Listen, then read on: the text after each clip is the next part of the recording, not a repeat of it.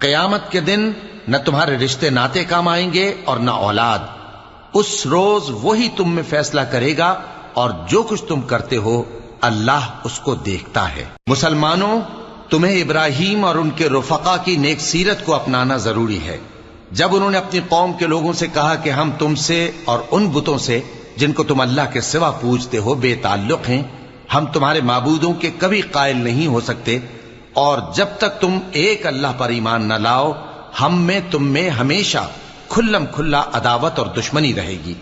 ہاں، ابراہیم نے اپنے باپ سے یہ ضرور کہا تھا کہ میں آپ کے لیے مغفرت مانگوں گا اور میں اللہ کے سامنے آپ کے بارے میں کسی چیز کا کچھ اختیار نہیں رکھتا.